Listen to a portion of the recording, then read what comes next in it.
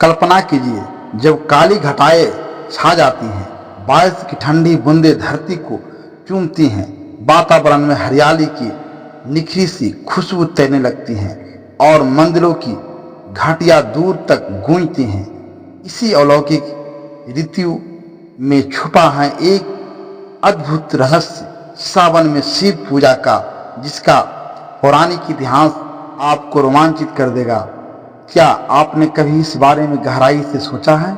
क्यों सावन में हर शहर, हर गांव, हर घर शिव भक्ति में डूब जाता है?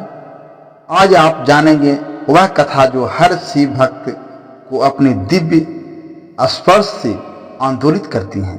नमस्कार दोस्तों, फिर से एक बार स्वागत है एसपी हिंदी कहानी चैनल में। मैं हूं आपका दोस्त और आज आपके लिए लेकर आया हूं सावन में शिव पूजा की अद्भुत शुरुआत, रहस्य और पौराणिक कथा। चलिए डूब जाए उस प्राचीनता की सागर में जहां से जन्मी थी यह अद्भुत परंपरा। बहुत पुराने समय की बात है।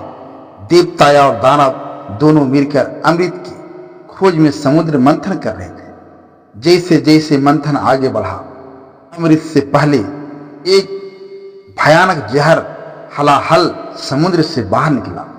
यह विष इतना प्रचंड था कि पूरी सृष्टि के लिए विनाश का कारण बन सकता था। सभी देवता और दानव उससे भयभीत होकर दूर हट गए। सृष्टि संकट में थी। तभी सबकी निगाहें गई त्रिपुरारी भगवान शिव पर। भगवान शिव ने सृष्टि को संकट से बचाने के लिए उस विष को अपने कंठ में समाहित कर लिया। यह कथा न सिर्फ अद्भुत है बल्कि इतनी गूढ़ भी है कि इसका स्मरण आज भी भक्ति, त्याग और सेवा को प्रेरणा स्रोत बन गया है। विष के प्रभाव से शिव का कंठ नीला पड़ गया और वे नीलकंठ कहलाए। लेकिन विष की ज्वाला शिव के शरीर में जलन पैदा करने लगी। तब देवताओं और भक्तों ने उनके ताप को शांत करने के लिए शिवलिंग पर जल अर्पित किया। इसी से जुड़ी हैं सावन में शिव पूजा और जलाभिषेक की शुरुआत। सावन यानी श्रावण मास वर्षा ऋतु का महीना होता है। बारिश हरियाली, नदियों, झीलों और झरनों को पुनः उद्दीप्त कर देती है। पहाड़ों से बहता निर्मल जल, जंगलों की हरियाली, सब कुछ नए जीवन की लालिमा से भर जाता है। माना जाता है कि जब भगवान शिव ने हलाहल पिया, तब देवताओं ने वर्षा के इस पवित्र जल को कैलाश पर्वत तक पहुंचाया और शिवलिंग पर जल चढ़ाया।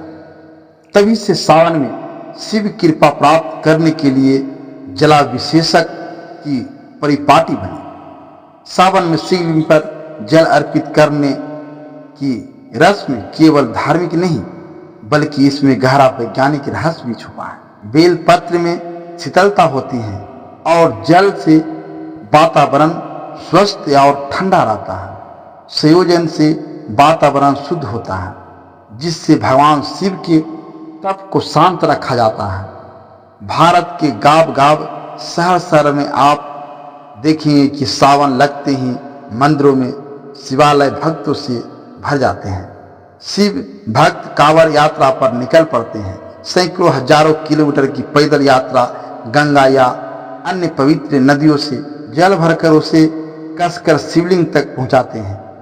कांवड़िए अत्यंत श्रद्धा, प्रेम और भक्ति से इस यात्रा का सामूहिक आनंद उठाते हैं। बोल बम, हर हर महादेव के जयकारों के साथ हर गली, हर मोहल्ला गूंज उठता है। माना जाता है कि सावन में की गई कांवड़ यात्रा शिवलिंग की विशेष कृपा कराने वाली है। यह परंपरा पहली बार तब शुरू हुई थी जब समुद्र मंथन के समय देवताओं ने गंगा जल लाकर शिवलिंग पर चढ़ाया था। हर गांव में, हर पीढ़ी में कहानियां प्रचलित हैं। कैसे सावन में गरीब ब्राह्मण ने भक्ति भाव से शिव पूजा की, कैसे उसने बेलपत्र और जल अर्पण किया और शिव ने उसकी मनोकामना पूरी कर दी। ऐसी असंख्य कथाएं हर शिवालय में सुनने को मिलती है। और सावन में श्रद्धालु शिव का विशेष पूजन करके सच्चे मन से मनते मांगते हैं। सावन में सोमवार का दिन भगवान शिव को बहुत प्रिय है। प्राचीन धार्मिक ग्रंथों के अनुसार सोमवार का व्रत और विशेष पूजा, विशेषकर शिवलिंग पर जलाभिषेक से भक्तों की हर मुराद पूरी होती है। महिलाएं और कन्याएं विशेष रूप से पति प्रेम और सुखी दाम्पत्य की कामना से सावन सोमवार का व्रत करते हैं। पौराणिक मान्यताओं के अनुसार माता पार्वती ने इसी सावन में कठोर तप से भगवान शिव को प्रसन्न किया था। माता सती जब विवाह के बाद शिव से बिछड़ गई थी, उन्होंने अनेक वर्षों तक सावन के महीने में शिव की आराधना की। उनका यह समर्पण नारी सामर्थ्य और प्रेम का अद्भुत उदाहरण है। इसी वजह से सावन का महीना कन्याओं द्वारा व्रत और शिव पूजा के लिए लोकप्रिय हुआ। अंततः पार्वती को शिव जैसा सर्वश्रेष्ठ वर प्राप्त हुआ। इस कथा से यह संदेश निकलता है कि श्रेष्ठ प्रेम, धैर्य और श्रद्धा से हर बाधा पार की जा सकती है। देश के अलग अलग हिस्सों में शिव पूजा की परंपराएं भी अलग अलग हैं। उत्तर भारत यहाँ गंगा से लाया हुआ जल, बेलपत्र, धतुरा, शहद, अक्षत आदि चढ़ाए जाते हैं। सावन में विशेष भजन संध्याएं और झूले आयोजित होते हैं। दक्षिण भारत कावेरी, गोदावरी जैसी नदियां का पवित्र जल, बेलपत्र, फूल और पंचामृत चढ़ाने की परंपरा है। मध्य और पूर्वी भारत यहाँ सावन में प्रसिद्ध शिव धामों बाबा बैजनाथ धाम, झारखंड महाकालेश्वर, उज्जैन यात्रा के लिए लाखों श्रद्धालु इकट्ठा होते हैं। भारत के चारों दिशाओं में स्थित 12 ज्योतिर्लिंगों का सावन में विशेष महत्व है। बाबा अमरनाथ यात्रा, बाबा बैजनाथ धाम, केदारनाथ, काशी विश्वनाथ में सावन की छठा निराली होती है। इन तीर्थ स्थलों पर करोड़ों भक्त आकर अपनी आस्था व्यक्त करते हैं। धार्मिक मान्यता है कि श्री राम ने खुद गंगा जल लाकर भगवान बैजनाथ को सावन में अर्पित किया। तभी से यहाँ तक कांवड़ यात्रा की परंपरा है।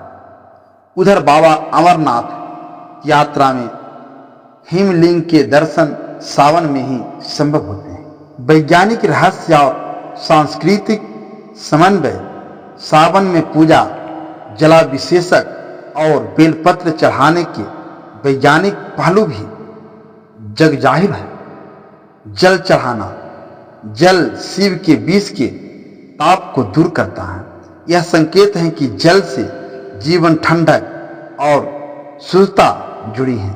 बेलपत्र औषधीय गुणों से भरपूर बेलपत्र वातावरण और शारीरिक दोनों को शीतलता देता है। धार्मिक एकता, सावन का महीना केवल पूजा ही नहीं, भारत की सांस्कृतिक एकता और प्राकृतिक सौंदर्य का भी उत्सव है।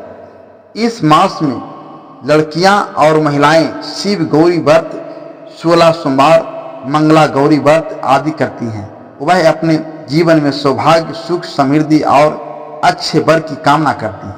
यह परंपराएं भारतीय समाज में नारी के विशेष स्थान, उसकी श्रद्धा और दृढ़ता का अद्भुत उदाहरण है। सावन में गांवों, गलियों, मंदिरों में पारंपरिक लोकगीत और शिव भजन गाए जाते हैं। बोल बम, बम बम भोले, हर हर महादेव, ये स्वर वातावरण में भक्ति की लहर भर देते हैं। झूले झूलने की परंपरा, मंदिरों के प्रांगण में झांकियां सजाना, इन सब में सावन और शिव भक्ति का अद्भुत संयोग दिखाई देता है। आज आपने जाना कि सावन में शिव पूजा की शुरुआत कैसे हुई, किस प्रकार समुद्र मंथन की कहानी, विषपान, देवी पार्वती के तप, खुशहाल जीवन, प्रेम, तपस्या और प्रकृति से गहराई से जुड़ी हैं। यह केवल एक धार्मिक रिवाज नहीं, बल्कि हर मौसम, हर सामाजिकल, सांस्कृतिक और वैज्ञानिक पहलू से जुड़ा एक अद्भुत उत्सव है। तो दोस्तों, अगर आपको यह रहस्यपूर्ण, ऐतिहासिक या और रोमांचकारी कहानी अच्छी लगी हो तो इसे अपने सभी दोस्तों, परिवारजनों और साथी भक्तों तक जरूर पहुंचाएं। वीडियो को लाइक करें, शेयर करें, अनेक विचार कमेंट में लिखें और हमारे चैनल को सब्सक्राइब करने में बिल्कुल न हिचकिचाएं, क्योंकि आप सबकी सहभागिता से ही हमें मिलता है और कहानियां लाने का उत्साह। हर हर महादेव। जय भोलेनाथ।